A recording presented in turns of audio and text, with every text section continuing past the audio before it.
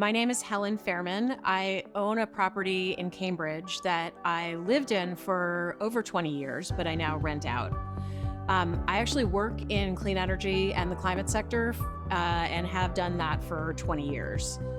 While I lived in the property, I steadily fixed it up over the years, and then I did more of a big renovation before renting it out.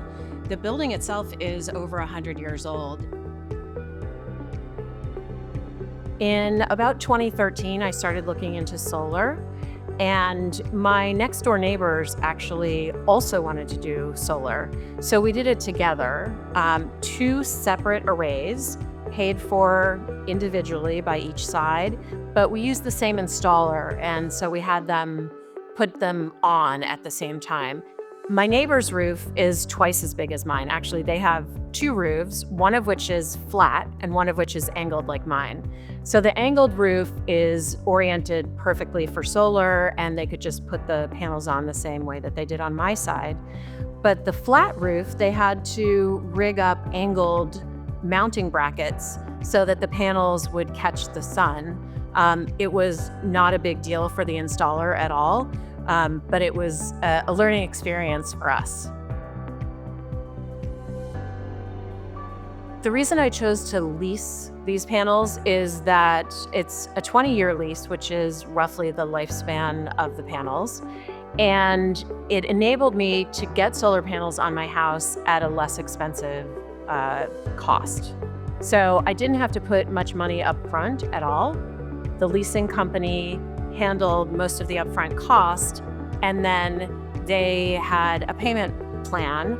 So we actually leased from a third party who hired a local installer. The local installer worked for the third party, and the third party actually got the renewable energy credits from the project and some federal incentives, and they passed those savings on to me.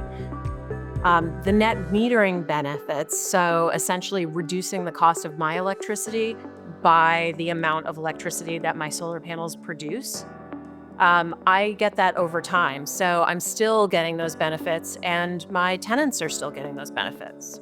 It works well, and it's enough to offset the cost of air conditioning over the summer completely, such that I would get credits over the summer instead of bills.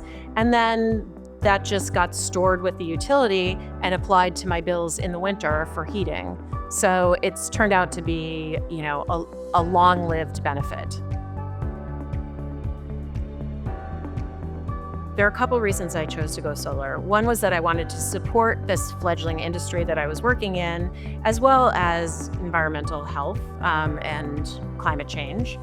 But also, solar panels are very visible. And I thought that it was an advantage to be able to show people in my neighborhood that I was making steps in this direction. And as it turned out, I ended up talking to a lot of my neighbors about my solar array. And now there are more solar arrays in my neighborhood.